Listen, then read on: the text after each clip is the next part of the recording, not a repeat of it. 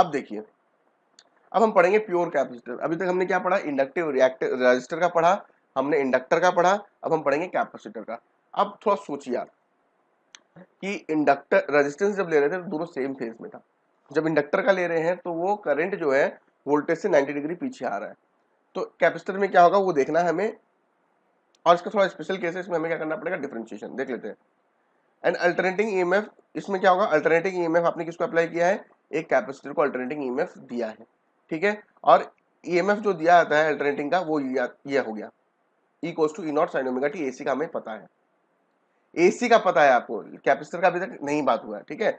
लेकिन कैपेसिटर में क्या होगा, ये वाला इलेक्ट्रोस्टैटिक में आपने पढ़ा हुआ है Q equals to C V, यानी कि V equals to Q by C, but V equals to what you can write, V के बदले हम लोग लिख सकते हैं V not sine omega T equals to Q by C, ये चीज हम लोग लिख सकते हैं। तो देखिए क्रॉस मल्टीप्लाई करेंगे, यहाँ पे क्रॉस मल्टीप्लाई करेंगे तो Q equals to V not upon V not into C into omega T आ गया। अब आपको क्या करना पड़ेगा, डिफरेंशिएट करना पड़ेगा। क्यों, क्योंकि हमें करंट चाहिए होता है, हमें क्या चाहिए, करंट चाहिए। तो dq बाई dt क्या आ जाएगा, i आ जाएगा, dq बाई dt क्या आ जाएगा, i आ जाएगा, ठीक है। तो यहाँ पे जब हम लोग डिफरेंशिएट करेंगे तो हमारा क्या आएगा आंसर, देखो हमारा फॉर्मूला आ जाएगा i equals to V not C sine omega T बन जाएगा आपका कॉस ओमेगा टी, और ये ओमेगा टी का डिफरेंशिएशन करेंगे तो यहाँ पे आ जाएगा ओमेगा, देखो यहाँ पे लिख दिया मैंने, ठीक है। डिफरेंशिएशन इंटीग्रेशन आपको अच्छे से आना चाहिए, इस चैप्टर में कोई उपाय नहीं है इस चीज का। अब आगे देखते हैं। अब देखो dq by dt equals to I है और i equals to V not C omega cos omega T है। अब देखिए यहां पे फिर से कॉस आ गया ना।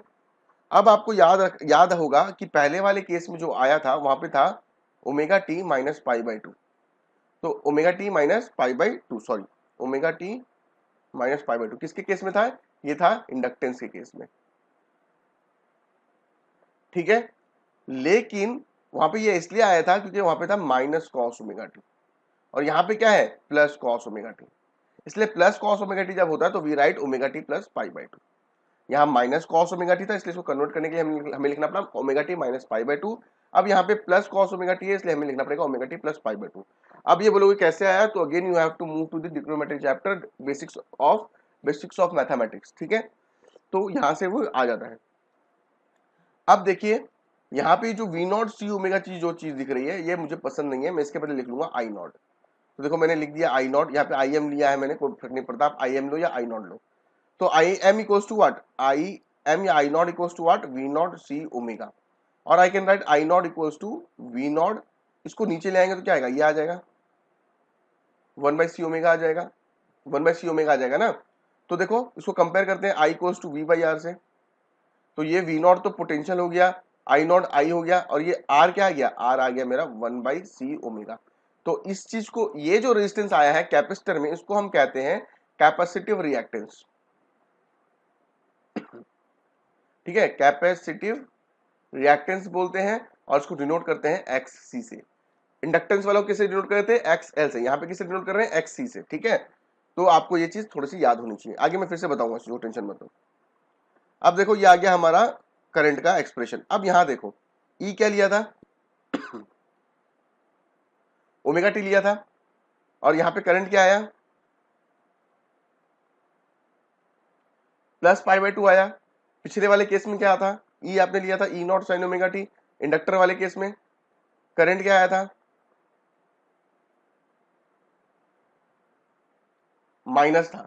मतलब आप ओमेगा टी से माइनस पाई बाई टू करते, मतलब करंट जो था वो पीछे था। यहाँ पे देखिए ई में ओमेगा टी है और करंट में क्या है, ओमेगा टी से 90 माइनस कर दीजिए, यानी कि ई से 90 पीछे। अब इस केस में देखिए ई जो है वो ओमेगा टी पे है, और आई क्या है, ओमेगा टी से 90 आगे है, 90 क्या है, आगे है। तो इसको हम लोग कैसे ड्रॉ करेंगे, देखो ऐसे, ये हो गया मेरा, अगर ये मेरा ई नॉट है, एक सेकंड रुक जाइए, अगर ये मेरा ई नॉट है, एक सेकंड रुकिए,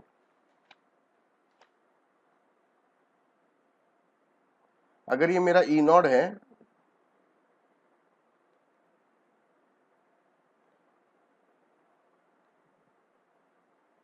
ये हो गया मेरा ई नॉट, तो जो मेरा आई होगा वो इससे 90 डिग्री आगे होगा, मतलब कहीं यहाँ पे आएगा, और कितना आगे है, 90 डिग्री, और ये एंगल कितना है, ओमेगा टी, ये एंगल कितना है, ओमेगा टी, ठीक है, और ये एंगल कितना है, ओमेगा टी। तो ये हो गया इसका दूसरा वाला फेजर डायग्राम, ये हो गया इसका दूसरा वाला फेजर डायग्राम। ठीक है, फिर से बना के दिखाऊं क्या? देखो ये हो गया मेरा रेफरेंस लाइन, मेरे इससे ई नॉट जो है वो ओमेगा टी आगे है, लेकिन इक्वेशन क्या बता रही है, आई जो होगा वो इससे 90 डिग्री आगे आगे होगा, तो 90 डिग्री पे ले लेते हैं आई नॉट, ये हो गया मेरा आई नॉट।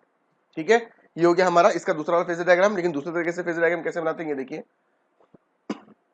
और इस केस में क्या होगा, current is leading the EMF, current is leading the EMF bye 90 degree. ठीक है, तो हम लोग उसको देख लेते हैं। ये कैपेसिटिव रिएक्टेंस वाला मैंने आपको बता दिया 1/c ओमेगा आएगा, और ओमेगा के बदले 2 पाई आप लिख सकते हो। यहाँ पे देखिए यूनिट क्या होगा, same as that of resistance, यानी कि ओम होगा यूनिट, वही कहानी, कुछ डिफरेंस नहीं है। और ईआरएमएस को हम लोग आईआरएमएस इंटू एक्स लिख सकते हैं, अभी जो इंडक्टेंस में एकदम सेम है, डिटो, कुछ भी डिफरेंस नहीं है। ठीक है, और यूनिट हो गया ओम वगैरह, ये देख लीजिएगा। अब इसका देखिए एक छोटी सी मैंने टेबल बनाई है जिससे आपको अच्छे से याद है उसके। अगर आप सिर्फ रेजिस्टेंस लगाते हो तो आपका जीरो फेज डिफरेंस ऐसा बनेगा, और ये जो फेजर डायग्राम बनेगा आई भी इस तरफ और वी भी इस तरफ ऐसा बनेगा। अब अगर आप इंडक्टेंस लगाते हो तो V से 90 डिग्री पीछे होगा करंट, ये देखो यहाँ पे आ गया। अगर आप कैपेसिटेंस लगाते हो तो V से 90 डिग्री आगे होगा करंट, और ये वाला डायग्राम तो आपको पता होगा, है ना। जब लैग करेगा तो V के यहाँ आएगा करंट, और जब लीड करेगा तो यहाँ। ठीक है, लैग करने का मतलब वो बाद में आया, लीड करने का मतलब वो पहले आया। तो देखिए लीड मतलब इससे पहले आया होगा 90, तो ये पहले है। लैग करने का मतलब V पहले शुरू हो गया होगा, आई बाद में आया होगा, तो ये बाद में स्टार्ट हुआ, ये देखिए। आई होप यहाँ तक क्लियर है। अब आगे देखते हैं कुछ एमसीक्यू। इसको आप वीडियो को पॉज कीजिए, इसका आंसर देखिए कि एसी सर्किट में जिसमें सिर्फ कैपेसिटेंस है, करंट क्या होता है, अभी मैंने पढ़ाया, लीड करेगा बाय 90 डिग्री। किसको लीड करेगा, वोल्टेज से आगे रहेगा बाय 90। ठीक है, नेक्स्ट देखते हैं। अगर एसी सोर्स में सिर्फ रजिस्टर कनेक्ट किया कर दिया जाए तो क्या होगा, दोनों सेम फेज में रहेंगे, आर इन सेम फेज। ठीक है, थैंक यू। अभी हमारा इंट्रोडक्शन ऑफ द एसी खत्म हो चुका है, अब हमें नेक्स्ट पार्ट में जाना है एसी का, जो हम नेक्स्ट लेक्चर में करेंगे। Thank you.